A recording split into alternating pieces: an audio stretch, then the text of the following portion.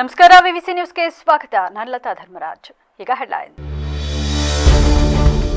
ಉಪಚುನಾವಣೆ ಫಲಿತಾಂಶದಿಂದ ಧೃತಿಗೆಡಲ್ಲ, ನನ್ನ ಕೊನೆ ಉಸಿರು ಇರೋವರೆಗೂ ರಾಜಕೀಯ ಮಾಡ್ತೀನಿ, ಮಾಜಿ ಪ್ರಧಾನಿ ಎಚ್ ಡಿ ದೇವೇಗೌಡರು ಹೇಳಿಕೆ. ಜನರ ಪ್ರೀತಿಯ ಅಭಿಮಾನ ಗಳಿಸದೆ ಇದ್ರೆ ರಾಜಕೀಯದಲ್ಲಿ ಉಳಿಗಾಲ ಸಾಧ್ಯವಿಲ್ಲ, ನಾನು ರಾಜಕೀಯ ಕೊನೆಗಾಲದಲ್ಲಿದ್ದೇನೆ, ಸಿಎಂ ಸಿದ್ದರಾಮಯ್ಯ ಅಚ್ಚರಿ ಹೇಳಿಕೆ. 10 ದಿನಗಳ ಚಳಿಗಾಲದ ಅಧಿವೇಶನಕ್ಕೆ ಬೆಳಗಾವಿ ಸಜ್ಜು, ಊಟ ವಸತಿ ಇತರ ವ್ಯವಸ್ಥೆಗೆ ಸಿದ್ಧತೆ. ಭಾನುವಾರ ಬೆಂಗಳೂರಿನಿಂದ ಬೆಳಗಾವಿಗೆ ಸರ್ಕಾರದ ಆಡಳಿತ ಯಂತ್ರ ಶಿಫ್ಟ್. ಟೀಕೆ ಮಾಡುವ ಜನರು ಯಾವಾಗಲೂ ಇರ್ತಾರೆ. ನನ್ನ ವಿರುದ್ಧ ಬರುವ ಟೀಕೆಗಳನ್ನು ಸ್ವೀಕಾರ ಮಾಡುತ್ತೇನೆ. ಉಪಚುನಾವಣೆಯಲ್ಲಿ ಸೋತ ತಕ್ಷಣ ನಾನು ರಾಜಕೀಯ ಬಿಡುವುದಿಲ್ಲ, ನಾನು ನನ್ನ ಕೊನೆ ಉಸಿರು ಇರುವವರೆಗೂ ರಾಜಕೀಯ ಮಾಡುತ್ತೇನೆ ಎಂದು ಮಾಜಿ ಪ್ರಧಾನಿ ಎಚ್ ಡಿ ದೇವೇಗೌಡರು ಹೇಳಿದ್ದಾರೆ. ಶಾಸಕ ಸಿಪಿ ಯೋಗೇಶ್ವರ್ ಹೇಳಿಕೆಗೆ ನವದೆಹಲಿಯಲ್ಲಿ ಶನಿವಾರ ತಿರುಗೇಟು ನೀಡಿದ ಅವರು, ಶುಕ್ರವಾರ ಸಂಸತ್ನಲ್ಲಿ ಬೆಂಗಳೂರಿಗೆ ಕುಡಿಯುವ ನೀರಿನ ಬಗ್ಗೆ ಮಾತನಾಡಿದ್ದೇನೆ. ನನ್ನ ರಾಜ್ಯಸಭೆ ಅವಧಿ 18 ತಿಂಗಳು ಇದೆ. ನನ್ನ ಆರೋಗ್ಯ ಇರುವವರೆಗೂ ನಾನು ಹೋರಾಟ ಮಾಡುತ್ತೇನೆ. ಆರೋಗ್ಯ ವ್ಯತ್ಯಾಸ ಆದರೆ ಗೊತ್ತಿಲ್ಲ. ಹಾಸನದಲ್ಲಿ ನಡೆದ ಸಮಾವೇಶದಿಂದ ಜೆಡಿಎಸ್ ಮೇಲೆ ಯಾವುದೇ ಪರಿಣಾಮ ಬೀರಲ್ಲ. ಜೆಡಿಎಸ್ ಟಾರ್ಗೆಟ್ ಮಾಡಲೆಂದೇ ಹಾಸನದಲ್ಲಿ ಸಮಾವೇಶ ಮಾಡಿದ್ದಾರೆ. ಅದನ್ನು ಎದುರಿಸುವ ಸಾಮರ್ಥ್ಯ ಜೆಡಿಎಸ್ಗೆ ಇದೆ. ಇಂದು ತೋರಿಸುತ್ತೇವೆ, ನಾಳೆಯೂ ಎದುರಿಸುತ್ತೇವೆ. ಸಮಾವೇಶದಿಂದ ಏನ್ ಲಾಭ? ಒಂದು ದಿನ ಬಂದರೂ ಮಾತಾಡಿ ಹೋದ್ರು ಎಂದ ಅವರು, ದೇವೇಗೌಡರನ್ನ ನಾವೇ ಸಿಎಂ ಮಾಡಿದ್ದು ಎನ್ನುವ ಸಿದ್ದರಾಮಯ್ಯ ಹೇಳಿಕೆ ಪ್ರತಿಕ್ರಿಯಿಸಿ, ಸಿದ್ದರಾಮಯ್ಯ ರಾಜಕೀಯ ಬಂದಿದ್ದು ಯಾವಾಗ? ರಾಮಕೃಷ್ಣ ಹೆಗಡೆ ಅವರನ್ನ ಸಿಎಂ ಮಾಡಿದ್ದು ಸಿದ್ದರಾಮಯ್ಯನ. ಕನಕಪುರದಲ್ಲಿ ನಿಲ್ಲಿಸಿ ಗೆಲ್ಲಿಸಿ ಸಿಎಂ ಮಾಡಿದ್ದು ಸಿದ್ದರಾಮಯ್ಯನ. ಆ ಹೆಗಡೆ ಅವರು ಸಿದ್ದರಾಮಯ್ಯ ಅವರನ್ನ ಕಾವಲು ಸಮಿತಿ ಅಧ್ಯಕ್ಷ ಮಾಡಿದ್ರ? ಯಾರಿಗೆ ಹೇಳ್ತಾರೆ ಸುಳ್ಳು? ಎಷ್ಟು ದಿನ ಹೇಳಬಹುದು? ನಿಖಿಲ್ ಕುಮಾರಸ್ವಾಮಿ ಉಪಚುನಾವಣೆಯಲ್ಲಿ ಸೋತರೂ ಅವರ ನಾಯಕತ್ವ ಮುಂದೆ ಬೆಳೆಯುತ್ತೆ. ಅವರಿಗೆ ಶಕ್ತಿ ಕೊಡಲು ಪಕ್ಷ ನಿರ್ಣಯ ಮಾಡಿದೆ. ಸೋಲಿನಿಂದ ಧೃತಿಗೆಟ್ಟಿಲ್ಲ, ಹೋರಾಟ ಮಾಡುವ ಕೆಚ್ಚೆದೆ ಇದೆ. ಸೋಲನ್ನು ಸಮತಲದಲ್ಲಿ ತೆಗೆದುಕೊಂಡಿದ್ದೇವೆ. ಇವತ್ತು ಜನರು ಸೋಲಿಸಿದ್ದಾರೆ, ನಾಳೆ ಗೆಲ್ಲಿಸುತ್ತಾರೆ. ಸೋಲು ಗೆಲುವಿಗಾಗಿ ಧೃತಿಗೆಟ್ಟು ಕೂರಲು ಸಾಧ್ಯವಿಲ್ಲ. ನಿಖಿಲ್ ಸಿನಿಮಾ ಬಿಟ್ಟು ಬಹಳ ದಿನ ಆಗಿದೆ. ಹಿರಿಯ ನಾಯಕರು ಒಂದಾಗಿ ಸದಸ್ಯತ್ವ ಅಭಿಯಾನ ಮಾಡುತ್ತಿದ್ದಾರೆ. ಮುಂದಿನ ದಿನಗಳಲ್ಲಿ ಎಲ್ಲ ನಾಯಕರು ಸೇರಿ ಪಕ್ಷವನ್ನು ಮರು ಸಂಘಟನೆ ಮಾಡಬೇಕು ಅಂದರೆ ಮಾಡುತ್ತಾರೆ ಎಂದು ನಿಖಿಲ್ಗೆ ರಾಜ್ಯಾಧ್ಯಕ್ಷ ಜವಾಬ್ದಾರಿ ನೀಡುವ ಬಗ್ಗೆ ಸುಳಿವು ನೀಡಿದರು. ನಾನು ಈಗ ರಾಜಕೀಯ ಕೊನೆಗಾಲದಲ್ಲಿದ್ದೇನೆ ಎಂದು ಮುಖ್ಯಮಂತ್ರಿ ಸಿದ್ದರಾಮಯ್ಯ ಅಚ್ಚರಿಯ ಹೇಳಿಕೆ ನೀಡಿದ್ದಾರೆ. ಚಾಮರಾಜನಗರದ ಸತ್ಯಗಾಲ ಸರ್ಕಾರಿ ಶಾಲಾ ಉದ್ಘಾಟನಾ ಕಾರ್ಯಕ್ರಮದಲ್ಲಿ ಮಾತನಾಡಿದ ಅವರು, ನಾನು ಏನಿಲ್ಲ ಅಂದ್ರೂ 20 ಬಾರಿ ಚಾಮರಾಜನಗರಕ್ಕೆ ಬಂದಿದ್ದೇನೆ. ನಾನು ಚಾಮರಾಜನಗರಕ್ಕೆ ಬಂದಾಗಲೆಲ್ಲ ಅಧಿಕಾರ ಕಳೆದುಕೊಂಡಿಲ್ಲ, ಬದಲಿಗೆ ಸಿಎಂ ಕುರ್ಚಿ ಗಟ್ಟಿಯಾಗಿದೆ. ನಾನು ಈಗ ರಾಜಕೀಯ ಕೊನೆಗಾಲದಲ್ಲಿದ್ದೇನೆ. ಜನರ ಪ್ರೀತಿ ಅಭಿಮಾನ ಗಳಿಸದೇ ಇದ್ರೆ ರಾಜಕೀಯದಲ್ಲಿ ಉಳಿಗಾಲ ಸಾಧ್ಯವಿಲ್ಲ. ಈ ಬಿಜೆಪಿಯವರು ನಾವು ಕೊಡೋ ಗೃಹಲಕ್ಷ್ಮಿ ಯೋಜನೆಯಿಂದ ಅತ್ತೆ ಸೊಸೆಗೆ ಜಗಳ ತಂದಿಟ್ರು ಎಂದು ಅಪಪ್ರಚಾರ ಮಾಡಿದ್ರು. ಬಿಜೆಪಿಯವರಿಗೆ ಬರೀ ಇದೇ ಕೆಲಸ. ನಿಮಗೆ ಉಚಿತವಾಗಿ ಅಕ್ಕಿ ಕೊಡ್ತಾ ಇರೋದು ಯಾರು? ನಾನು ಮೊದಲ ಬಾರಿ ಸಿಎಂ ಆದಾಗ 5 ಕೆಜಿ ಉಚಿತವಾಗಿ ಕೊಟ್ಟೆ. ಈಗ 10 ಕೆಜಿ ನೀಡುತ್ತೇವೆ ಅಂದ್ರೆ ಕೇಂದ್ರದವರು ಅಡ್ಡಗಾಲು ಹಾಕಿದ್ದಾರೆ. ಫ್ರೀಯಾಗಿ ಏನನ್ನೂ ಕೊಡಬೇಡಿ ಮೋದಿಯವರೇ, 1 ಕೆಜಿಗೆ 34 ರೂಪಾಯಿ ಕೊಡುತ್ತೇವೆ ಎಂದ ಅವರು, ನಾನು ಬರಿಗಾಲಲ್ಲಿ ಶಾಲೆಗೆ ಹೋಗಬೇಕಿತ್ತು. ಅದಕ್ಕೆ ಕಳೆದ ಬಾರಿ ಸಿಎಂ ಆಗಿದ್ದಾಗ ಪ್ರತಿ ವಿದ್ಯಾರ್ಥಿಯು ಶೂ ಹಾಕೊಳ್ಳೇಬೇಕು, ಸಾಕ್ಸ್ ಹಾಕೊಳ್ಳೇಬೇಕು, ತಾರತಮ್ಯ ಇರಬಾರದು ಅಂತ ಶೂ ಭಾಗ್ಯ ಜಾರಿಗೆ ತಂದೆ. ಪ್ರತಿಯೊಬ್ಬರು ಕೂಡ ಓದಬೇಕು. ನಾನು ಓದದೇ ಇದ್ದರೆ ಸಿಎಂ ಆಗೋಕ್ಕಾಗ್ತಿತ್ತ? ನಿಮ್ಮ ಮುಂದೆ ನಿಂತುಕೊಂಡು ಭಾಷಣ ಮಾಡೋಕೆ ಆಗ್ತಿತ್ತಾ ಎಂದು ಕೇಳಿದ್ರು. 10 ದಿನಗಳ ಚಳಿಗಾಲದ ಅಧಿವೇಶನಕ್ಕೆ ಕುಂದಾನಗರಿ ಬೆಳಗಾವಿ ಸಜ್ಜಾಗಿದೆ. ಅಂತಿಮ ಹಂತದ ಸಿದ್ಧತೆಯನ್ನ ಡಿಸಿ, ಪೊಲೀಸ್ ಕಮಿಷನರ್, ಎಸ್ಪಿ ಪರಿಶೀಲನೆ ನಡೆಸಿದ್ರು. ಅತ್ತ ಅಧಿವೇಶನದ ಮೊದಲ ದಿನ ಎಂಇಎಸ್ ಮಹಾಮೇಳಕ್ಕೆ ಸರ್ಕಾರ ಬ್ರೇಕ್ ಹಾಕಿದೆ. ಭಾನುವಾರ ಸರ್ಕಾರದ ಆಡಳಿತ ಯಂತ್ರವೇ ಬೆಂಗಳೂರಿನಿಂದ ಬೆಳಗಾವಿಗೆ ಶಿಫ್ಟ್ ಆಗಲಿದ್ದು, ಊಟ ವಸತಿ ವ್ಯವಸ್ಥೆಗೆ ಕೊನೆಯ ಹಂತದ ತಯಾರಿ ಭರದಿಂದ ಸಾಗಿದೆ. ಬೆಳಗಾವಿಯ ಸುವರ್ಣ ವಿಧಾನಸೌಧದಲ್ಲಿ ಡಿಸೆಂಬರ್ 9ರಿಂದ 10 ದಿನಗಳ ಚಳಿಗಾಲದ ಅಧಿವೇಶನ ಆರಂಭವಾಗುತ್ತಿದೆ. ಸಿಎಂ ಸಿದ್ದರಾಮಯ್ಯ ಸರ್ಕಾರದ ಆಡಳಿತ ಯಂತ್ರವೇ ಭಾನುವಾರ ಬೆಳಗಾವಿಗೆ ಸ್ಥಳಾಂತರಗೊಳ್ಳಲಿದೆ. ಈ ಹಿಂದೆ ಸಿದ್ದರಾಮಯ್ಯ ಸಿಎಂ ಆಗಿದ್ದಾಗ 5 ವರ್ಷ ಸತತ ಅಧಿವೇಶನ ನಡೆಸಿದ್ರು. ಈಗ 2ನೇ ಅವಧಿಯ 2ನೇ ಅಧಿವೇಶನ ಸಿದ್ದರಾಮಯ್ಯರವರದ್ದು ಇದಾಗಿದೆ. ಹೀಗಾಗಿ ಈ ಬಾರಿಯೂ ಅಚ್ಚುಕಟ್ಟಾಗಿ ಬೆಳಗಾವಿ ಅಧಿವೇಶನಕ್ಕೆ ಜಿಲ್ಲಾಡಳಿತ ಸಕಲ ಸಿದ್ಧತೆ ಮಾಡಿಕೊಂಡಿದೆ. ಅಧಿವೇಶನಕ್ಕೆ ಕೊನೆ ಹಂತದ ಸಿದ್ಧತೆಯನ್ನ ಡಿಸಿ ಮೊಹಮ್ಮದ್ ರೋಷನ್ ನೇತೃತ್ವದಲ್ಲಿ ಅಧಿಕಾರಿಗಳ ತಂಡ ಶನಿವಾರ ಪರಿಶೀಲನೆ ನಡೆಸಿತು. ಸುವರ್ಣ ವಿಧಾನಸೌಧದಲ್ಲಿ ಉಭಯ ಕಲಾಪಗಳ ಸಿದ್ಧತೆ, ಸಿಎಂ, ಸ್ಪೀಕರ್, ಸಚಿವರು, ಶಾಸಕರು, ಸಚಿವಾಲಯ ಮಟ್ಟದ ಅಧಿಕಾರಿಗಳು ಸೇರಿ ಒಟ್ಟು 12,000 ಸಿಬ್ಬಂದಿಗಳಿಗೆ ಅಗತ್ಯ ಇರೋ ಊಟ, ವಸತಿ ಮತ್ತು ವಾಹನದ ವ್ಯವಸ್ಥೆಯನ್ನು ಒದಗಿಸಲಾಗಿದೆ. ಅದರಲ್ಲೂ ಪ್ರತಿಭಟನೆ ಹೋರಾಟಗಳಿಗೆ ಟೆಂಟ್ ವ್ಯವಸ್ಥೆ ಮಾಡಲಾಗಿದ್ದು, ಅತ್ತ ಭದ್ರತೆಗೆ ಆಗಮಿಸುವ ಪೊಲೀಸರಿಗಾಗಿ ಟೌನ್ಶಿಪ್ ನಿರ್ಮಿಸಲಾಗಿದೆ. ಸ್ವಯಂ ಡಿಸಿ ಮೊಹಮ್ಮದ್ ರೋಷನ್ ಅವರೇ ಬೆಡ್ ಮೇಲೆ ಮಲಗಿ ಪರಿಶೀಲನೆ ನಡೆಸಿದ್ರು. ಅಧಿವೇಶನದ ಸಿದ್ಧತೆ ಬಗ್ಗೆ ಖುದ್ದು ಸಿಎಂ ಸಿದ್ದರಾಮಯ್ಯ ಅವರೇ ಡಿಸಿಯಿಂದ ಸಂಪೂರ್ಣ ಮಾಹಿತಿಯನ್ನು ಪಡೆದುಕೊಂಡಿದ್ದಾರೆ. ಬೆಳಗಾವಿ ಅಧಿವೇಶನ ಅಂದ್ರೆ ಸಾಲು ಸಾಲು ಪ್ರತಿಭಟನೆಗಳು ಸದ್ದು ಮಾಡುತ್ತವೆ. ಅದರಲ್ಲೂ ಅಧಿವೇಶನದ ಮೊದಲ ದಿನವೇ ಸರ್ಕಾರದ ವಿರುದ್ಧ ಪರ್ಯಾಯವಾಗಿ ನಾಡದ್ರೋಹಿ ಎಂಇಎಸ್ ಮಹಾಮೇಳಕ್ಕೆ ಮುಂದಾಗಿದೆ. ಈ ಬಾರಿಯೂ ಎಂಇಎಸ್ ಮಹಾಮೇಳಕ್ಕೆ ಅವಕಾಶವಿಲ್ಲ. ಮಹಾಮೇಳ ಬ್ರೇಕ್ ಹಾಕಲು ಪೊಲೀಸ್ ಕಮಿಷನರ್ ನಿಷೇಧಾಜ್ಞೆ ಜಾರಿಗೆ ನಿರ್ಧಾರ ಮಾಡಿದ್ದಾರೆ. ಮತ್ತೊಂದೆಡೆ ಜಿಲ್ಲಾಡಳಿತ ಮಹಾರಾಷ್ಟ್ರ ನಾಯಕರ ಬೆಳಗಾವಿ ಪ್ರವೇಶವನ್ನ ನಿರ್ಬಂಧಿಸಲು ಮುಂದಾಗಿದೆ. ಈ ಮಧ್ಯೆ 10 ದಿನಗಳ ಅಧಿವೇಶನ ಸಂದರ್ಭದಲ್ಲಿ ಬರೋಬ್ಬರಿ 60ಕ್ಕೂ ಅಧಿಕ ಸಂಘಟನೆಗಳು ಹೋರಾಟಕ್ಕೆ ಅನುಮತಿ ಪಡೆದುಕೊಂಡಿವೆ. ಇವೆಲ್ಲವುಗಳ ಮಧ್ಯೆ 10 ದಿನಗಳ ಚಳಿಗಾಲದ ಅಧಿವೇಶನದಲ್ಲಿ ಕಾನೂನು ಸುವ್ಯವಸ್ಥೆ ಕಾಪಾಡುವುದಕ್ಕಾಗಿ 6,000 ಪೊಲೀಸ್ ಸಿಬ್ಬಂದಿ ಭದ್ರತೆಗೆ ನಿಯೋಜಿಸಲಾಗಿದೆ. ಬೇರೆ ಬೇರೆ ಜಿಲ್ಲೆಯಿಂದ ಅಧಿಕಾರಿಗಳಿಂದ ಹಿಡಿದು ಪೊಲೀಸ್ ಸಿಬ್ಬಂದಿ ಈಗಾಗಲೇ ನಿಯೋಜಿಸಲಾಗಿದೆ. 6 ಜನ ಎಸ್ಪಿ, 10 ಜನ ಹೆಚ್ಚುವರಿ ಎಸ್ಪಿ ಸೇರಿದಂತೆ 35 ಕೆಎಸ್ಆರ್ಪಿ ತುಕಡಿ ನಿಯೋಜನೆ ಮಾಡಲಾಗಿದೆ. ಯಾವುದೇ ಅಹಿತಕರ ಘಟನೆ ಆಗದಂತೆ ಪ್ರತಿಭಟನೆ ಸ್ಥಳ ಸೇರಿ ನಗರದ ಸೂಕ್ಷ್ಮ ಪ್ರದೇಶಗಳಲ್ಲಿ ಒಟ್ಟು 450ಕ್ಕೂ ಅಧಿಕ ಸಿಸಿ ಕ್ಯಾಮೆರಾಗಳನ್ನು ಕೂಡ ಅಳವಡಿಕೆ ಮಾಡಲಾಗಿದೆ. ಒಟ್ಟಿನಲ್ಲಿ 10 ದಿನಗಳ ಚಳಿಗಾಲದ ಅಧಿವೇಶನಕ್ಕೆ ಕುಂದಾನಗರಿ ಬೆಳಗಾವಿ ಎಲ್ಲಾ ರೀತಿಯಲ್ಲಿ ಸಜ್ಜಾಗಿದೆ. ಜಿಲ್ಲಾಡಳಿತ ಈ ಬಾರಿಯೂ ದುಂದು ವೆಚ್ಚಕ್ಕೆ ಕಡಿವಾಣ ಹಾಕಲು ಸಾಕಷ್ಟು ಪ್ಲಾನ್ ಮಾಡಿಕೊಂಡಿದೆ. ಕಳೆದ ಬಾರಿ 18 ಕೋಟಿ ಖರ್ಚಾಗಿದ್ದರೆ ಈ ಬಾರಿ 19 ಕೋಟಿ ಖರ್ಚಾಗಲಿದೆ ಅಂತ ಜಿಲ್ಲಾಡಳಿತ ಹೇಳಿದೆ. ನಾಳೆಯಿಂದ ಕುಂದಾನಗರಿಯಲ್ಲಿ ವಿಐಪಿಗಳ ಗೂಟದ ಕಾರುಗಳ ಶಬ್ದ ಸದ್ದು ಮಾಡಲಿದ್ದು, ಈ ಬಾರಿಯಾದರೂ ಉತ್ತರ ಕರ್ನಾಟಕ ಅಭಿವೃದ್ಧಿ ಕುರಿತು ಚರ್ಚೆ ಆಗಲಿ ಎಂಬುದು ಜನರ ಆಶಯ. ಕೊಡಗಿನ ವೀರ ಸೇನಾನಿಗಳಾದ ಫೀಲ್ಡ್ ಮಾರ್ಷಲ್ ಕೆಎಂ ಕಾರ್ಯಪ್ಪ ಹಾಗೂ ಜನರಲ್ ಕೆಎಸ್ ತಿಮ್ಮಯ್ಯ ಅವರ ಕುರಿತು ವಾಟ್ಸ್ಆಪ್ ಗ್ರೂಪ್ ಒಂದರಲ್ಲಿ ಅವಹೇಳನಕಾರಿ ಹೇಳಿಕೆ ಹಾಕಿದ ಪ್ರಕರಣ ಖಂಡಿಸಿ ಅಖಿಲ ಕರ್ನಾಟಕ ಮಾಜಿ ಸೈನಿಕರ ಸಂಘದ ನೇತೃತ್ವದಲ್ಲಿ ಶುಕ್ರವಾರ ನಗರದಲ್ಲಿ ಬೃಹತ್ ಪ್ರತಿಭಟನೆ ನಡೆಸಲಾಯಿತು. ನಗರದ ಫೀಲ್ಡ್ ಮಾರ್ಷಲ್ ಕೆಎಂ ಕಾರ್ಯಪ್ಪ ವೃತ್ತದಿಂದ ಜನರಲ್ ತಿಮ್ಮಯ್ಯ ವೃತ್ತದವರೆಗೆ ನಡೆದ ಪ್ರತಿಭಟನಾ ಮೆರವಣಿಗೆಯಲ್ಲಿ ಮುಖಂಡರು ಪ್ರಕರಣದ ಆರೋಪಿ ವಿರುದ್ಧ ಘೋಷಣೆಗಳನ್ನು ಮೊಳಗಿಸಿದರು. ಈ ವೇಳೆ ಜನರಲ್ ತಿಮ್ಮಯ್ಯ ವೃತ್ತದಲ್ಲಿ ಸೇರಿದ ಪ್ರತಿಭಟನಾಕಾರರು ಪ್ರತಿಭಟನೆಯನ್ನು ತೀವ್ರವಾಗಿ ಖಂಡಿಸಿದ್ದು, ಮತ್ತೆ ಇಂತಹ ಘಟನೆಗಳು ನಡೆಯದ ಹಾಗೆ ಆರೋಪಿ ವಿರುದ್ಧ ಕಠಿಣ ಕಾನೂನು ಕ್ರಮಗಳನ್ನು ಕೈಗೊಳ್ಳಬೇಕು ಹಾಗೂ ಆರೋಪಿಯನ್ನು ತಕ್ಷಣವೇ ಗಡೀಪಾರು ಮಾಡಬೇಕು ಎಂದು ಒತ್ತಾಯಿಸಿದರು. ನಾವು ತೀವ್ರವಾಗಿ ಖಂಡಿಸಿ ಅವರಿಗೆ ದರ್ಶನ ಮಾಡಿ ಜಾಮೀನು ಮೇಲೆ ಅದು ರಾತ್ರೋರಾತ್ರಿ ಬಿಟ್ಟಿದ್ದು ನಮಗೆ ಅಸಮಾಧಾನವಾಗಿದೆ, ನೋವಾಗಿದೆ. ಅದನ್ನು ಸಹ ನಾವು ತೀವ್ರವಾಗಿ ಖಂಡಿಸಿ ಈಗ ನೀವು ಹಲವು ಸಮಾಜಗಳ ಪ್ರಮುಖರು ಮಾತಾಡಿದ್ದನ್ನು ಕೇಳಿದ ಹಾಗೆ ಅವರಿಗೆ ತೀವ್ರವಾದ ಶಿಕ್ಷೆಯನ್ನು ಪುನಃ ವಿಧಿಸಬೇಕು ಅಂತ ಕೇಳಿಕೊಳ್ಳುತ್ತಾ ಅವರಿಗೆ ಗಡೀಪಾರಾಗಬಹುದು ಅಥವಾ ರಾಷ್ಟ್ರದ ಆಂತರಿಕ ತನಿಖಾ ದಳದಿಂದ ತನಿಖೆ ಆಗಬಹುದು. ಏನಾದರೂ ಮಾಡಿ ಅವರಿಗೆ ಕಠಿಣ ಶಿಕ್ಷೆ ವಿಧಿಸಬೇಕು ಅಂತ ನಾನು ಅಖಿಲ ಕರ್ನಾಟಕ ಮಾಜಿ ಸೈನಿಕರ ಕೊಡಗು ಘಟಕದ ಪರವಾಗಿಯೂ ಮತ್ತು ಇಲ್ಲಿ ಸೇರಿರುವ ಎಲ್ಲ ನಮ್ಮ ಜಿಲ್ಲೆಯ ಮಾಜಿ ಸೈನಿಕರ ಸಂಘದ ಪರ, ನಮ್ಮ ರಾಜ್ಯ ಸಂಘದ ಪರ ಹಾಗೂ ಇಲ್ಲಿ ಸೇರಿರುವ ಎಲ್ಲ ಕೊಡವ ಸಮಾಜ, ಮಲಯಾಳಿ ಸಮಾಜ, ಹಿಂದೂ ಸಮಾಜ, ಎಲ್ಲ ಸಮಾಜ ಹೆಸರು ಹೇಳದೆ ಎಲ್ಲ ಸಮಾಜದ ಪರವಾಗಿ ಪ್ರತಿಭಟನೆಯಲ್ಲಿ ಅಖಿಲ ಕರ್ನಾಟಕ ಮಾಜಿ ಸೈನಿಕರ ಸಂಘದ ಕೊಡಗು ಜಿಲ್ಲಾಧ್ಯಕ್ಷ ಕೊಟುಕತ್ತಿರ ಪಿ ಸೋಮಣ್ಣ, ಬಿಜೆಪಿ ಜಿಲ್ಲಾ ಘಟಕದ ಅಧ್ಯಕ್ಷ ರವಿ ಕಾಳಪ್ಪ, ಮಡಿಕೇರಿ ಕೊಡವ ಸಮಾಜದ ಅಧ್ಯಕ್ಷ ಮುನ್ವಂಡ ಪಿ ಮುತ್ತಪ್ಪ, ಕರ್ನಾಟಕ ಕೊಡವ ಸಾಹಿತ್ಯ ಅಕಾಡೆಮಿ ಅಧ್ಯಕ್ಷ Ajjiniganda C Mahesh Nachaiah, Kodava national council ಅಧ್ಯಕ್ಷ ಎನ್ಯು ನಾಚಪ್ಪ ಸೇರಿದಂತೆ ಮತ್ತಿತರರು ಹಾಜರಿದ್ದರು. ಜೆಎಸ್ಎಸ್ ಔಷಧ ವಿಜ್ಞಾನ ಮಹಾವಿದ್ಯಾಲಯ ಮೈಸೂರು ಇವರ ವತಿಯಿಂದ ಯೂಸುಫ್ ಅಮಿತ್ ರಸಾಯನಶಾಸ್ತ್ರ ಶಿಬಿರವನ್ನು ಡಿಸೆಂಬರ್ 9ರಿಂದ 11ರವರೆಗೆ ಜೆಎಸ್ಎಸ್ ಔಷಧ ವಿಜ್ಞಾನ ಕಾಲೇಜು ಆವರಣದಲ್ಲಿ ಆಯೋಜಿಸಲಾಗಿದೆ ಎಂದು ಶಿಬಿರದ ಸಂಯೋಜಕರಾದ ಡಾಕ್ಟರ್ ಬಿಎಂ ಗುರುಪಾದಯ್ಯ ತಿಳಿಸಿದರು. ಮೈಸೂರಿನಲ್ಲಿ ನಡೆದ ಪತ್ರಿಕಾಗೋಷ್ಠಿಯಲ್ಲಿ ಮಾತನಾಡಿದ ಅವರು, ರಾಯಲ್ ಸೊಸೈಟಿ ಆಫ್ ಕೆಮಿಸ್ಟ್ರಿಯ ಯೂಸುಫ್ ಹಮೀದ್ ಸ್ಫೂರ್ತಿದಾಯಕ ವಿಜ್ಞಾನ ಕಾರ್ಯಕ್ರಮದ ಭಾಗವಾಗಿ ಈ ಶಿಬಿರವನ್ನು ಆಯೋಜಿಸಲಾಗಿದ್ದು, ಶಿಬಿರದಲ್ಲಿ ಮೈಸೂರು ಗ್ರಾಮೀಣ ಮತ್ತು ನಗರ, ಬೆಳಗಾವಿ, ಗದಗ್, ಧಾರವಾಡ, ಹಾವೇರಿ ಮತ್ತು ಚಿಕ್ಕೋಡಿ ಜಿಲ್ಲೆಗಳ ವಿವಿಧ ಸರ್ಕಾರಿ ಶಾಲೆಗಳ 9ನೇ ತರಗತಿಯ ವಿದ್ಯಾರ್ಥಿಗಳು ಭಾಗವಹಿಸಲಿದ್ದಾರೆ. ಈ ಕಾರ್ಯಕ್ರಮವು ವಿದ್ಯಾರ್ಥಿಗಳಿಗೆ ರಸಾಯನಶಾಸ್ತ್ರದ ಉಪಹಾಸ್ಯಗಳಲ್ಲಿ ಪಾಲ್ಗೊಳ್ಳಲು ಅವಕಾಶ ಮಾಡಿಕೊಡುವುದರ ಜೊತೆಗೆ ವಿಷಯದ ಬಗ್ಗೆ ಜಾಗೃತಿ ಮತ್ತು ದೀರ್ಘಕಾಲಿಕ ಆಸಕ್ತಿ ಬೆಳೆಯಲು ಪ್ರೇರೇಪಿಸುತ್ತದೆ. ಆದ್ದರಿಂದ ಮಕ್ಕಳು ಶಿಬಿರಕ್ಕೆ ಹೆಚ್ಚಿನ ಸಂಖ್ಯೆಯಲ್ಲಿ ಆಗಮಿಸಿ ಕಾರ್ಯಕ್ರಮದ ಸದುಪಯೋಗ ಪಡೆಯುವಂತೆ ತಿಳಿಸಿದರು. ಕರ್ನಾಟಕದಲ್ಲಿರತಕ್ಕಂಥ 93 ವಿದ್ಯಾರ್ಥಿಗಳನ್ನು ಆಯ್ಕೆ ಮಾಡಿಕೊಂಡಿದ್ದೀವಿ. 93 ವಿದ್ಯಾರ್ಥಿಗಳ ಆಯ್ಕೆ ಕೂಡ ಕುತೂಹಲಕಾರಿ. ಯಾಕಂದರೆ 93 ವಿದ್ಯಾರ್ಥಿಗಳು ಕನ್ನಡ ಶಾಲೆಯ ಮಕ್ಕಳಾಗಿರಬೇಕು. ಅದು ರಾಯಲ್ ಸೊಸೈಟಿ ಕೆಲವೊಂದಿಷ್ಟು ಕಂಡೀಷನ್ ಮುಖಾಂತರ, ಅಂದರೆ ಅಲ್ಲಿ ಪ್ರೈವೇಟ್ ಕಾಲೇಜಿನಲ್ಲಿ, ಗೌರ್ಮೆಂಟ್ ಏಡೆಡ್ ಸ್ಕೂಲ್ಗಳಲ್ಲಿ ಕೆಮಿಸ್ಟ್ರಿ ಬಗ್ಗೆ ಅರಿವಿರ್ತದೆ. ಆ ಮಕ್ಕಳಿಗೆ ಬೇಡ. ಗೌರ್ಮೆಂಟ್ ಸ್ಕೂಲಲ್ಲಿ ಇರ್ತಕ್ಕಂಥ ಕನ್ನಡ ಮಕ್ಕಳನ್ನ ನಾವು ಈ ಒಂದು ಕ್ಯಾಂಪಿಗೆ ತೆಗೆದುಕೊಳ್ತೀವಿ. ಮುಖ್ಯವಾಗಿ ಇದರಲ್ಲಿ ಕೆಮಿಸ್ಟ್ರಿ ಅನ್ನೋದು, ಅಂದರೆ ರಸಾಯನಶಾಸ್ತ್ರ ಮಕ್ಕಳಿಗೆ ಒಂದು ಭಯ, ಅದನ್ನು ಯಾವ ರೀತಿ ಮಾಡಬೇಕು, ಆ ಪ್ರಾಕ್ಟಿಕಲ್ ಯಾರು ಮಾಡಬೇಕು ಅನ್ನೋದೊಂದು ಭಯ ಇದೇ ಇರ್ತದೆ. ಈ ಭಯವನ್ನು ನೀಗಿಸುವುದಕ್ಕಾಗಿ ಈ ಒಂದು ಕೆಮಿಸ್ಟ್ರಿ ಕ್ಯಾಂಪನ್ನು ರಾಯಲ್ ಸೊಸೈಟಿ ಕೆಮಿಸ್ಟ್ರಿ ಅವರು ಜೆಎಸ್ಎಸ್ ಅಕಾಡೆಮಿ ಆಫ್ ಎಜುಕೇಶನ್ ಮುಖಾಂತರ ನಮ್ಮ ಜೆಎಸ್ಎಸ್ ಫಾರ್ಮಸಿ ಕಾಲೇಜಲ್ಲಿ ಆಯೋಜನೆ ಮಾಡಿದ್ದಾರೆ.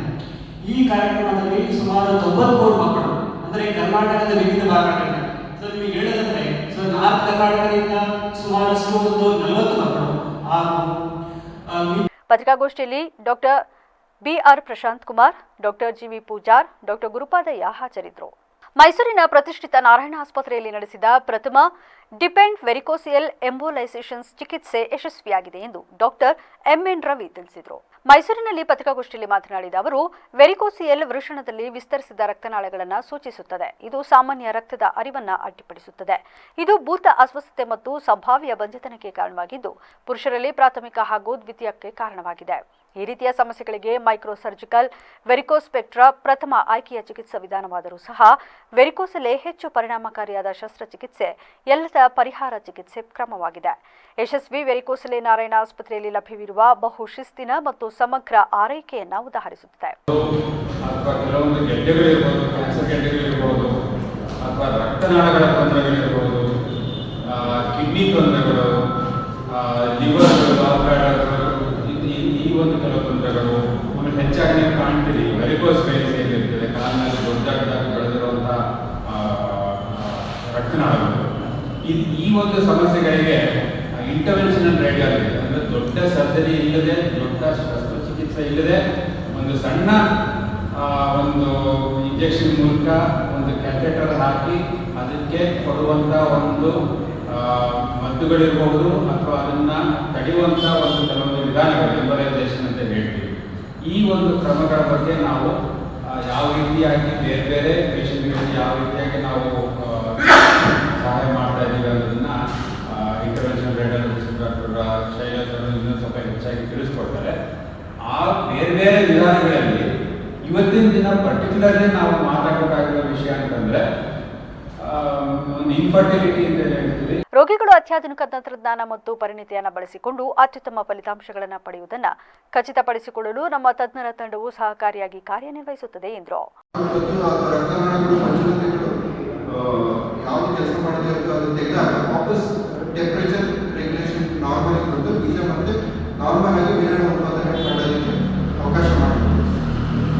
ಕೆಲವರಿಗೆ ಆಪರೇಷನ್ ಅನ್ನೋದೇ ಭಯ ಇರ್ತದೆ, ಅದರಲ್ಲಿ ಆಪರೇಷನ್ನಿಂದ ಆಗೋ ಚಿಹ್ನೆ ಅದರ ಕಾರ್ ಬೇಡ ಅಂತ ಆಗಿರ್ತದೆ. ಅಂಥವರಲ್ಲಿ ವ್ಯಾಲ್ಯೂಸಿ ಆದರೂ ಕೂಡ ಇದ್ದು ಅದನ್ನೆಲ್ಲ ಪರಿಹಾರ ಮಾಡಿಕೊಂಡು ಅಂತ ಬಂದು ಪೇಷಂಟ್ ವಿಚಾರಿಸ್ತಾರೆ. ನಮ್ಮಲ್ಲಿ ಈಗ ಈ ಇಂಟರ್ವೆನ್ಷನಲ್ ರೇಡಿಯಾಲಜಿ ಡಾಕ್ಟರ್ ಶೈಲೇಶ್ ಮಾಡಿರೋದು ಅದು ಆಪರೇಷನ್ ಇಲ್ಲದೆ ಮಾಡಿರೋ ಆಪರೇಷನ್ ಪ್ರೊಸೀಜರ್. ಇದರಲ್ಲಿ ಯಾವ ರೀತಿಯಲ್ಲಿ ಆಪರೇಷನ್ ಸಹ ಕಾಂಪ್ಲಿಕೇಶನ್ ಇರೋದ್ರಿಂದ, ಅಂದರೆ ನೋವಾಗಲಿ, ಅದರ ಚಿಹ್ನೆ ಆಗಲಿ, ಅದರಲ್ಲಿ ಕೆಲವೊಮ್ಮೆ ರಿಕವರಿ ಟೈಮ್ ಆಗಲಿ ಆ ಥರ ಏನು ಸಮಸ್ಯೆಗಳು ಬರೋದಿಲ್ಲ. ಇಲ್ಲಿವರೆಗೂ ಆಪರೇಷನ್ಗೆ ಗೋಲ್ಡ್ ಸ್ಟ್ಯಾಂಡರ್ಡ್ ಆಗಿದ್ದು, ಈಗ ಈ ಇಂಟರ್ವೆನ್ಷನಲ್ ರೇಡಿಯಾಲಜಿಯಿಂದ ಮತ್ತೊಂದು ಉಪಾಯ ಆಪರೇಷನ್ ಇಲ್ಲದೆ ಗುಣಪಡಿಸೋದಕ್ಕೆ ನಮ್ಮ ಹಾಸ್ಪಿಟಲಲ್ಲಿ ಶುರು ಮಾಡಿದ್ವಿ.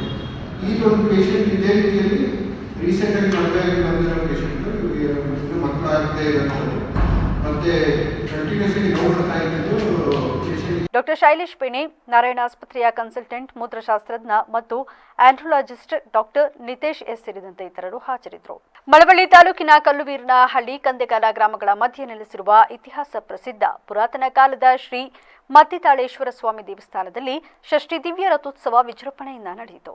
ಶನಿವಾರ ಬೆಳಗ್ಗೆಯಿಂದಲೇ ದೇವರ ವಿಗ್ರಹಕ್ಕೆ ಹಾಲಿನ ಅಭಿಷೇಕ, ರುದ್ರಾಭಿಷೇಕ, ಹೋಮ, ಹವನ ಸೇರಿದಂತೆ ಪೂಜಾ ಕೈಂಕರ್ಯಗಳನ್ನು ಮಾಡಿ ಬಳಿಕ ಮಂಗಳಾರತಿ ನಡೆಸಲಾಯಿತು. ಈ ವೇಳೆ ಸಾವಿರಾರು ಭಕ್ತರು ದೇವಸ್ಥಾನಕ್ಕೆ ಆಗಮಿಸಿ ಸರದಿ ಸಾಲಿನಲ್ಲಿ ನಿಂತು ದೇವರ ದರ್ಶನ ಪಡೆದುಕೊಂಡು ಬಳಿಕ ಹುತ್ತಕ್ಕೆ ಹಾಲು ಎರೆದು ಪೂಜೆ ಸಲ್ಲಿಸಿದರು. ಈ ವೇಳೆ ಹೊನ್ನನಾಯಕನಹಳ್ಳಿ ಬಸಪ್ಪ, ಮತ್ತಿತಾಳೇಶ್ವರ ದೇವಸ್ಥಾನದ ಬಸಪ್ಪ ಪೂಜಾ ಕುಣಿತ ನಗಾರಿಯೊಂದಿಗೆ ಆಗಮಿಸಿ ಬಳಿಕ ತಹಶೀಲ್ದಾರ್ ಲೋಕೇಶ್ ರವರು ರಥವನ್ನು ಎಳೆಯುವ ಮೂಲಕ ಚಾಲನೆ ನೀಡಿದರು. ನಂತರ ಹರಕೆ ಹೊತ್ತ ಭಕ್ತರು ದೇವಸ್ಥಾನದ ಮರದ ಕೆಳಗೆ ಅಡುಗೆ ಮಾಡಿ ಪ್ರಸಾದ ಸೇವಿಸಿದರು. ಇನ್ನು ರಥ ಎಳೆಯುವ ವೇಳೆ ಹಣ್ಣು ಜವನವನ್ನ ಭಕ್ತರು ಎಳೆದು ಪೂಜೆ ಸಲ್ಲಿಸಿದರು. ಚಂಪಾ ಷಷ್ಠಿ ಅಥವಾ ಸುಬ್ರಹ್ಮಣ್ಯ ಷಷ್ಠಿ ಅಂತ ಕರೀತಾರೆ. ಈ ದಿವಸದಲ್ಲಿ ಮತ್ತಿತಾಳೇಶ್ವರ ಸ್ವಾಮಿ ದೇವಸ್ಥಾನದಲ್ಲಿ ವರ್ಷವೂ ಕೂಡ ಷಷ್ಠಿ ವ್ರತವನ್ನು ಆಚರಣೆ ಮಾಡ್ತಾ ಬರ್ತಾ ಇದೆ. ಈ ಷಷ್ಠಿ ವ್ರತವನ್ನು ಆಚರಣೆ ಮಾಡೋದ್ರಿಂದ ಸಾಮಾನ್ಯವಾಗಿ ಸಂತಾನಹೀನತೆ ಇರ್ತಕ್ಕಂಥವರು, ಚರ್ಮದೋಷಗಳಿರ್ತಕ್ಕಂಥವರು ಈ ಸ್ಥಳದಲ್ಲಿ ಬಂದು ಕೊಳದಲ್ಲಿ ಮುಂದೆ ಸ್ನಾನ ಮಾಡಿ ತೀರ್ಥ ಹಾಕೊಂಡು ಬಂದು ಆಮೇಲೆ ಬಂದು ಕೊಳದಲ್ಲಿ ಸ್ನಾನ ಮಾಡಿ ಇಲ್ಲಿ ದೇವರಿಗೆ ಪೂಜೆಯನ್ನು ಅರ್ಪಿಸ್ತಾರೆ. ವಿಶೇಷವಾಗಿ ಷಷ್ಠಿ ರಥೋತ್ಸವ ಈ ದಿವಸ ಮಧ್ಯಾಹ್ನ 12 ಗಂಟೆ 5 ನಿಮಿಷದ ಮೇಲೆ 12:55 ಕುಂಭಲಗ್ನದಲ್ಲಿ ನೆರವೇರ್ತಾ ಇದೆ. ಈ ವ್ರತಾಚರಣೆಯಿಂದ ಮತ್ತು ಸಮಸ್ತ ಎಲ್ಲ ಜನತೆಗಳು ಕೂಡ ಶಾಂತಿ ಸಹೋದರತೆಯಿಂದ ಬಾಳಿ ಅಂತ ಹೇಳಿ ನಾವು ಕೇಳ್ಕೊತೀವಿ. ಈ ವೇಳೆ ಗ್ರಾಮದ ಯಜಮಾನರು, ಮುಖಂಡರು ಸೇರಿದಂತೆ ಹಲವರು ಇದ್ದರು. ಸಾಗರ ತಾಲೂಕಿನ ಗೌತಮಪುರ ಗ್ರಾಮದ ಪುರಾತನ ಶ್ರೀ ಮಾರಿಕಾಂಬಾ ದೇವಸ್ಥಾನವು ಗ್ರಾಮ ಠಾಣಾ ಜಾಗವಾಗಿದ್ದು, ದೇವಸ್ಥಾನದ ಹೆಸರಲ್ಲಿ ಖಾತೆ ಇರಿಸಿ ಹಾಗೂ ಗ್ರಾಮದ ನಿವಾಸಿ ರಂಗನಾಥ ಬಿನ್ ನಾಗೇಂದ್ರ ಭಟ್ ಇವರ ಬೋಗಸ್ ಪಹಣಿಯನ್ನ ವಜಾ ಮಾಡುವಂತೆ ಒತ್ತಾಯಿಸಿ ಮಾರಿಕಾಂಬಾ ದೇವಸ್ಥಾನ ಸೇವಾ ಸಮಿತಿ ಮತ್ತು ಗೌತಮಪುರ ಮತ್ತು ಸುತ್ತಮುತ್ತಲಿನ ಗ್ರಾಮಸ್ಥರು ಉಪವಿಭಾಗಾಧಿಕಾರಿ ಕಚೇರಿ ಎದುರು ಪ್ರತಿಭಟನೆ ನಡೆಸಿ ಮನವಿ ಸಲ್ಲಿಸಿದರು. ಈ ಸಂದರ್ಭ ಪ್ರತಿಭಟನೆಯನ್ನು ಉದ್ದೇಶಿಸಿ ಮಾತನಾಡಿದ ಪ್ರತಿಭಟನಾಕಾರರು, ಗೌತಮಪುರ ಗ್ರಾಮವು ತುಂಬಾ ಪುರಾತನ ಕಾಲದ ಊರಾಗಿದ್ದು ಒಂದು ಐತಿಹಾಸಿಕ ಸ್ಥಳವಾಗಿದೆ. ಗ್ರಾಮದಲ್ಲಿ 12 ದೇವಸ್ಥಾನಗಳು ಪುರಾತನ ಕಾಲದಿಂದಲೂ ಇದ್ದು, ಇವುಗಳಲ್ಲಿ 8 ದೇವಸ್ಥಾನಗಳು ಮುಜರಾಯಿ ಇಲಾಖೆಯ ವ್ಯಾಪ್ತಿಯಲ್ಲಿದೆ. ಇವುಗಳಲ್ಲಿ ನಮ್ಮ ಪೂರ್ವಜರ ಕಾಲದಿಂದಲೂ ಸಮಸ್ತ ಗ್ರಾಮಸ್ಥರ ಆಚರಣೆಯಲ್ಲಿ ಬಂದಿರುವ ಗ್ರಾಮದೇವತೆಯೂ ಆಗಿರುವ ಶ್ರೀ ಮಾರಿಕಾಂಬಾ ದೇವಿಯ ತವರು ಮನೆ ಮತ್ತು ಗಂಡನ ಮನೆ ದೇವಸ್ಥಾನ ಪ್ರತ್ಯೇಕವಾಗಿರುತ್ತದೆ. ಮಾರಿಕಾಂಬಾ ದೇವಸ್ಥಾನ ಇರುವ ಸ್ಥಳವು ಗ್ರಾಮ ಠಾಣಾ ಜಾಗವಾಗಿದ್ದು, ಇದರ ಬಗ್ಗೆ ಗ್ರಾಮ ಪಂಚಾಯಿತಿ ಅಭಿವೃದ್ಧಿ ಅಧಿಕಾರಿಗಳು ಹಾಗೂ ಕಂದಾಯ ಅಧಿಕಾರಿಗಳ ಗಮನಕ್ಕೆ ತರಲಾಗಿದೆ. ಸರ್ವೆ ವರದಿಯಲ್ಲಿ ತಿಳಿಸಿರುವಂತೆ ರಂಗನಾಥ ಭಟ್ ಅವರ ಜಾಗವು ಸ್ಥಳ ವ್ಯತ್ಯಾಸ ಇರುವುದನ್ನು ಗುರುತಿಸಿರುತ್ತಾರೆ. ಆದ್ದರಿಂದ ಸಂಬಂಧಪಟ್ಟ ಅಧಿಕಾರಿಗಳು ಖುದ್ದಾಗಿ ಸ್ಥಳ ಪರಿಶೀಲಿಸಿ ದೇವಸ್ಥಾನಕ್ಕೆ ಗ್ರಾಮ ಠಾಣಾ ಜಾಗವನ್ನು ಉಳಿಸಿಕೊಡಬೇಕೆಂದು ಮನವಿ ಮಾಡಿದರು. ಉದ್ದೇಶಪೂರ್ವಕವಲ್ಲದಾಗಿ ಇರ್ಬೋದು ಅಥವಾ ಉದ್ದೇಶಪೂರ್ವಕವಾಗಿಯೂ ಇರಬಹುದು. ಆ ಥರದ ರೋಗಗಳಿಂದ ಇಂಥ ದೊಡ್ಡ ದೊಡ್ಡ ಸಮಸ್ಯೆಗಳು ಉದ್ಭವ ಆಗ್ತವೆ. ಇವತ್ತು ಸಣ್ಣ ಜನಪ್ರತಿನಿಧಿಗಳಿಂದ ಹಿಡಿದು ದೊಡ್ಡ ದೊಡ್ಡ ಜನಪ್ರತಿನಿಧಿಗಳೆಲ್ಲ ಸೇರಿಕೊಂಡು ಈ ಸಮುದಾಯ ಸಮಸ್ಯೆಯನ್ನು ಬಗೆಹರಿಸಬೇಕಾಗಿತ್ತು. ಯಾಕೆ ಅವರು ಆಸಕ್ತಿ ಕಳ್ಕೊಂಡಿದ್ದಾರೋ ಗೊತ್ತಿಲ್ಲ. ಹಿರಿಯರು ಒಂದು ನಿಮಿಷದ ಮಟ್ಟಿಗೆ ಈ ವಿಚಾರವನ್ನು ಹೇಳಿದ್ರೆ ಅಷ್ಟೇ. ಈಗೊಂದು ಸಮಸ್ಯೆ ಇದೆ ನಮ್ಮದು, ಅದು ಬಹಳ ದಿನಗಳ ನಂತರ ಅದಕ್ಕೊಂದು ಹೋರಾಟದ ರೂಪವನ್ನು ಕೊಟ್ಟಿದ್ದಾರೆ. ಒಬ್ಬ ಪ್ರತ್ಯೇಕ ವ್ಯಕ್ತಿ ಮತ್ತು 3 ರಿಂದ 4 ಗ್ರಾಮಸ್ಥರ ನಡುವೆ ಸುಮಾರು 8-10 ವರ್ಷಗಳಿಂದ ಈ ವ್ಯಾಜ್ಯ ಇರೋದು ತಿಳಿದುಬಂದಿದೆ. ಇವತ್ತು ಈ ವ್ಯಾಜ್ಯ ನ್ಯಾಯಾಲಯದಲ್ಲೂ ಕೂಡ ವಿಚಾರಣೆ ಬಾಕಿ ಇರೋದು ತಾವು ಸರ್ಕಾರಕ್ಕೆ ಮತ್ತು ಆಡಳಿತಕ್ಕೆ. ಈ ಸಂದರ್ಭದಲ್ಲಿ ಶ್ರೀ ಮಾರಿಕಾಂಬಾ ದೇವಸ್ಥಾನ ಸೇವಾ ಸಮಿತಿ ಅಧ್ಯಕ್ಷ ತಿಮ್ಮಪ್ಪ ಬಿ, ಗ್ರಾಮದ ಕೃಷ್ಣಮೂರ್ತಿ, ರೈತ ಸಂಘದ ದಿನೇಶ್ ಶಿರ್ವಾಳ, ಶಿವಾನಂದ ಕುಕ್ವೆ, ವಸಂತ ಎನ್ಡಿ, ರಮೇಶ್ ಕೆಳದಿ ಸೇರಿದಂತೆ ಮುಂತಾದವರು ಹಾಜರಿದ್ದರು. ವಿಶ್ವಜ್ಞಾನಿ ಅಂಬೇಡ್ಕರ್ ಅವರ ಐತಿಹಾಸಿಕ ಮತ್ತು ಮೂಲ ಭಾವಚಿತ್ರಗಳ ಪ್ರದರ್ಶನವನ್ನು ಅಂಬೇಡ್ಕರ್ ಅವರ ಪರಿನಿರ್ವಾಣ ದಿನದ ಪ್ರಯುಕ್ತ ಅಂಬೇಡ್ಕರ್ ವಿವಿಧೋದ್ದೇಶ ಸೇವಾ ಸಂಸ್ಥೆ ಹಾಗೂ ಸಹಕಾರ ಸಂಘದ ಸಂಸ್ಥಾಪಕ ಅಧ್ಯಕ್ಷರಾದ ತುಂಬಲ ರಾಮಣ್ಣ ಅವರ ಸಂಸ್ಥೆಯಲ್ಲಿ ಆಯೋಜಿಸಲಾಗಿತ್ತು. ಟಿ ನರಸೀಪುರ ಪಟ್ಟಣದ ಎವಿಎಸ್ಎಸ್ ಸಂಸ್ಥೆಯಲ್ಲಿ ಆಯೋಜಿಸಿದ ಕಾರ್ಯಕ್ರಮವನ್ನು ಉದ್ಘಾಟಿಸಿ ನಳಂದ ಬುದ್ಧವಿಹಾರದ ಬಂತೆ ಬೋಧಿರತ್ನ ಅವರು ಮಾತನಾಡಿ, ಎವಿಎಸ್ಎಸ್ ಸಂಸ್ಥೆ ಉತ್ತಮ ಕಾರ್ಯಕ್ರಮ ಆಯೋಜನೆ ಮಾಡಿದ್ದಾರೆ. ಓದು ಓದು, ಇಡೀ ಜಗತ್ತು ನಿನ್ನ ಕಡೆ ತಿರುಗಿ ನೋಡುವಂತೆ ಓದು ಎಂಬ ಸಂದೇಶವನ್ನ ಬಾಬಾ ಸಾಹೇಬರು ನೀಡಿ ಹೋಗಿದ್ದಾರೆ. ವಿದ್ಯಾರ್ಥಿಗಳು ಉನ್ನತ ವ್ಯಾಸಂಗ ಪಡೆದು ಸಮಾಜದ ನಿರ್ಮಾಣಕ್ಕೆ ಮುಂದಾಗಿ ಎಂದರು. ಈ ಸಂದರ್ಭದಲ್ಲಿ ಸಂಸ್ಥಾಪಕ ಅಧ್ಯಕ್ಷ ತುಂಬಲ ರಾಮಣ್ಣ ಮಾತನಾಡಿ, ಬಾಬಾ ಸಾಹೇಬರ ಮೂಲ ಚಿತ್ರಗಳ ಪ್ರದರ್ಶನ ಮಾಡಬೇಕೆಂಬುದು ಸಂಸ್ಥೆಯ ಉದ್ದೇಶವಾಗಿತ್ತು. ಬಾಬಾ ಸಾಹೇಬರು ತಮ್ಮ ಜೀವಿತಾವಧಿಯಲ್ಲಿ ಸಾಧಿಸಿದ ಅತ್ಯಂತ ಮಹತ್ತರ ಸಂದರ್ಭಗಳಲ್ಲಿ ಅವರು ಕಾಣಿಸಿಕೊಂಡು ಭಾಗವಹಿಸಿದ ಹಲವಾರು ಕಾರ್ಯಕ್ರಮಗಳು, ಹೋರಾಟದಲ್ಲಿ ಭಾಗವಹಿಸಿದ, ಅಧಿಕಾರ ಪಡೆದ ಸ್ಮರಣೀಯ ಛಾಯಾಚಿತ್ರಗಳು ನಮಗೂ ಸೇರಿದಂತೆ ಇಂದಿನ ಪೀಳಿಗೆಗೆ ನೋಡುವ ಸದಾವಕಾಶ ಒದಗಿ ಬಂದಿದೆ ಎಂದರು. 19 ಡಿಗ್ರಿಗಳನ್ನು ಪಡ್ಕೊಂಡು ಎಲ್ಲ ರೀತಿ ಡಾಕ್ಟರ್ಗಳನ್ನು ಪಡ್ಕೊಂಡು ಅವ್ರನ್ನ ಮಾತಾಡಿರ್ತಾರೆ. ಕೊಡೋ ಇಷ್ಟ ಕೊಡೋ ಹಾಕಿ ದುನಿಯಾ ದರ್ಜಾಯ. ಓದು ಎಷ್ಟು ಓದು ಅಂತಂದರೆ ಇಡೀ ಜಗತ್ತು ನೋಡಿ ಎದುರಬೇಕು ಅಂತೇಳಿ ಅಷ್ಟು ಓದಬೇಕು. ನೀವು ಓದಿದಾಗ ಮಾತ್ರ ನೀವು ಸಾಧನೆಯನ್ನು ಮಾಡಲಿಕ್ಕೆ ಸಾಧ್ಯತೆ. ಯಾಕಂದರೆ ಇಡೀ ಜಗತ್ತು ಒಂದು ಕಡೆ ನಿಂತ್ಕೊಂಡ್ರೆ ಬಾಬಾ ಸಾಹೇಬ್ ಜ್ಞಾನ ಒಂದು ಕಡೆ ಇಟ್ಟರೆ ಬಾಬಾ ಸಾಹೇಬ್ ಒಂದು ತೂಕವಾಗಿ ಕಾಣುತ್ತೆ. ಇವತ್ತು ಬಹಳ ನೋವಿನ ದಿನ. ಬಾಬಾ ಸಾಹೇಬರು ಒಂದು ನಿರ್ಮಾಣವನ್ನು ಹೊಂದಿದ್ದಾರೆ ಅಂತಕ್ಕಂಥ ಒಂದು ನೋವಿನ ಸಂಗತಿ. ಅದು ಸಹ ಒಂದು ಕಾಲ ನಿಯಮದ ಅನುಸಾರವಾಗಿ ನಿಯಮ, ಬೀಜ ನಿಯಮ, ಕಮ್ಮ ನಿಯಮ, ನಮ್ಮ ಅನುಸಾರವಾಗಿ ಹುಟ್ಟಿದಂಥ ಪ್ರತಿಯೊಂದು ಜೀವಿಯು ಒಂದು ಭಾವನೆಯನ್ನು ನಾಶವನ್ನು ಹೊಂದೇಬೇಕಾಗುತ್ತೆ. ಆ ನಿಟ್ಟಿನಲ್ಲಿ ನಮ್ಮಿಂದ ಕಳೆದುಕೊಂಡು 68 ವರ್ಷ ಆಗಿದೆ. ಅದು 68 ವರ್ಷದ ನಂತರದಲ್ಲೂ ಅವು ಹೆಚ್ಚು ಪ್ರಸ್ತುತ ಆಗ್ತಾ ಇದ್ದಾರೆ. ಎಷ್ಟು ಪ್ರಸ್ತುತ ಆಗ್ತಿದ್ದಾರೆ ಅಂತಂದರೆ, ಮೊದಲು ನಮಗೆ ಇವಾಗ ಬೆಳಿಗ್ಗೆ ಹೋಯ್ತಾ ಒಂದು ಇಂಗ್ಲೀಷ್ ಅವಕಾಶ ನಮ್ಮ ಟಿ ನರಸೀಪುರ ತಾಲೂಕಿಗೆ ಇದನ್ನು ನಾವು ಮಾಡಬೇಕು ಅಂತೇಳಿ ಸುಮಾರು ದಿನದಿಂದ ಪ್ಲ್ಯಾನ್ ಮಾಡಿ ಮಂಡ್ಯದವರು ಗೌತಮಿ ಫೌಂಡೇಶನ್ ಅಂತ ಶಿವಲಿಂಗೇಶ್ವರು ಅವರು ಇವುಗಳನ್ನೆಲ್ಲವನ್ನು ಮಾಡಿಸಿ ಅಲ್ಲಲ್ಲಿ ಇದನ್ನು ಎಕ್ಸಿಬಿಷನ್ ಮಾಡ್ತಾರೆ.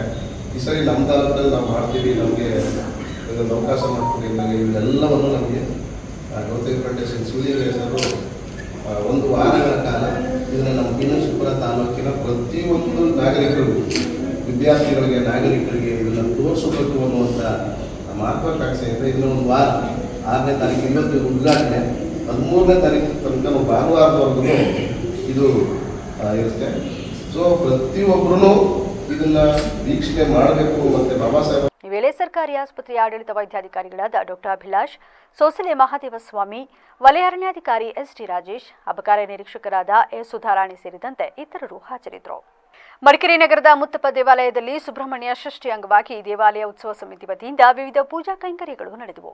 ಬೆಳಗ್ಗೆ 6 ಗಂಟೆಯಿಂದ ಸುಬ್ರಹ್ಮಣ್ಯ ದೇವರಿಗೆ ಪಂಚಾಮೃತ ಅಭಿಷೇಕ, ಕ್ಷೀರಾಭಿಷೇಕ, ಅಪ್ಪಂ ಸೇವೆ, ಪಂಚಕಜಾಯ ಸೇವೆ, ಹಣ್ಣುಕಾಯಿ ಪೂಜೆ, ಪುಷ್ಪಾರ್ಚನೆ, ಮಹಾಮಂಗಳಾರತಿ ಸೇರಿದಂತೆ ವಿವಿಧ ಪೂಜೆಗಳು ನೆರವೇರಿದವು. 9 ಗಂಟೆಗೆ ಮುತ್ತಪ್ಪ ದೇವರ ಬೆಳ್ಳಾಟಂ ಹಾಗೂ ಮಧ್ಯಾಹ್ನ 12 ಗಂಟೆಗೆ ಸುಬ್ರಹ್ಮಣ್ಯ ದೇವರಿಗೆ ಪ್ರದಕ್ಷಿಣೆ ಹಾಕಲಾಯಿತು.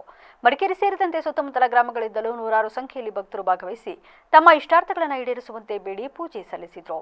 ಪೂಜಾ ವಿಧಿವಿಧಾನಗಳು ನೆರವೇರಿದ ಬಳಿಕ ನೆರೆದಿದ್ದ ಭಕ್ತರಿಗೆ ಅನ್ನ ಸಂತರ್ಪಣೆ ಕೂಡ ನಡೆಯಿತು. ಷಷ್ಠಿಯನ್ನು ಪ್ರತಿ ವರ್ಷ ಕೂಡ ಆಚರಿಸ್ತಾ ಬರ್ತಾ ಇದ್ದೇವೆ. ಅದೇ ರೀತಿ ಈ ಶುಭ ದಿವಸದಂದು ನಾವು ಈ ಕ್ಷೇತ್ರದಲ್ಲಿ ಸುಬ್ರಹ್ಮಣ್ಯ ಷಷ್ಠಿಯನ್ನು ಆಚರಿಸ್ತಾ ಇದ್ದೇವೆ.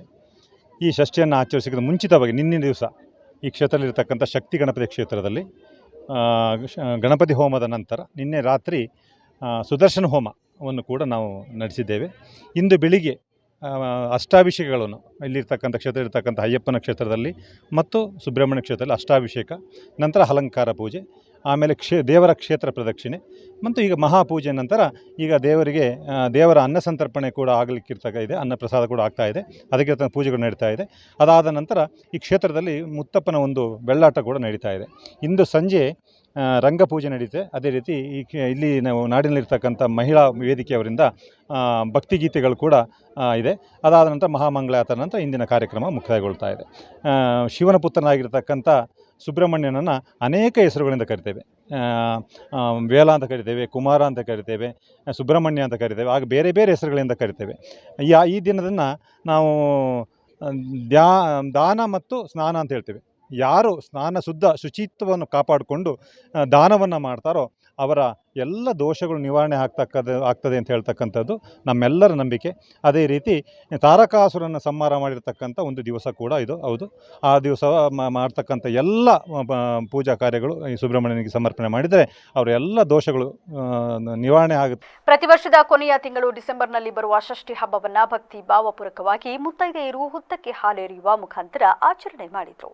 ಶನಿವಾರ ಷಷ್ಠಿ ಹಬ್ಬದ ಅಂಗವಾಗಿ ಮಳವಳ್ಳಿ ತಾಲೂಕಿನ ಹಾಲ್ಗೂರು ಗ್ರಾಮದ ವೀರಭದ್ರ ದೇವಸ್ಥಾನದ ಬಳಿ ಇರುವ ಹುತ್ತಕ್ಕೆ ಮಹಿಳೆಯರು ಕುಟುಂಬ ಸಮೇತವಾಗಿ ಭಕ್ತರು ಹುತ್ತಕ್ಕೆ ಹಾಲು ಬೆಣ್ಣೆ ಎರೆದು ತಮ್ಮ ಇಷ್ಟಾರ್ಥವನ್ನು ನೆರವೇರಿಸುವಂತೆ ಪ್ರಾರ್ಥಿಸಿದರು. ದೇವರ ಮುಂದೆ ಮನೆಯಲ್ಲಿ ತಯಾರಿಸಿಕೊಂಡು ಬಂದಿದ್ದ ಕಿಚಡಿ, ಗೊಜ್ಜು, ವಡೆ, ಪಾಯಸಗಳನ್ನು ತಂದು ನೈವೇದ್ಯ ಇರಿಸುತ್ತಾರೆ. ಮುತ್ತೈದೆಯರು ಬೆಳಗ್ಗೆಯಿಂದ ಉಪವಾಸ ಇದ್ದು ಹುತ್ತಕ್ಕೆ ಹಾಲು ಎರೆದು ಭಕ್ತಿ ಸಮರ್ಪಿಸಿದರು. ಈ ಸಂದರ್ಭ ವೀರಭದ್ರ ದೇವಸ್ಥಾನದ ಅರ್ಚಕರಾದ ಚಂದ್ರು ಮಾತನಾಡಿ, ಹಲಗೂರು ಶ್ರೀ ವೀರಭದ್ರೇಶ್ವರ ಸ್ವಾಮಿ ದೇವಸ್ಥಾನದಲ್ಲಿ ಮಾರ್ಗಶಿರ ಮಾಸದ ಶುಕ್ಲ ಪಕ್ಷದ ಸ್ಕಂದ ಷಷ್ಠಿಯ ದಿನದಲ್ಲಿ ನಾಗರಿಕರಿಗೆ ವಿಶೇಷವಾಗಿ ರುದ್ರಾಭಿಷೇಕ, ಪಂಚಾಮೃತ ಅಭಿಷೇಕ ನೆರವೇರಿಸಲಾಗಿದ್ದು, ಗ್ರಾಮದ ಹಲವಾರು ಭಕ್ತರು ಬಂದು ನಾಗರ ಸೇವೆಯನ್ನು ಮಾಡಿ ನಾಗರಕಲ್ಲಿಗೆ ತನಿ ಎರೆದು ಪೂಜೆಗಳನ್ನು ಮಾಡಿ ಆಯಸ್ಸು, ಆರೋಗ್ಯ ಹಾಗೂ ಮಂಗಳ ಕಾರ್ಯಗಳ ಬಗ್ಗೆ ವಿಶೇಷ ಪ್ರಾರ್ಥನೆಗಳನ್ನು ಸಲ್ಲಿಸಿದ್ರು ಎಂದು ತಿಳಿಸಿದರು. ವರ್ಷದ ಕೊನೆಯ ಹಬ್ಬ ಈ ಸ್ಕಂದ ಷಷ್ಠಿ. ಇದನ್ನು ಸುಬ್ರಹ್ಮಣ್ಯ ಷಷ್ಠಿ ಎಂದು ಕೂಡ ಕರೆಯುತ್ತಾರೆ.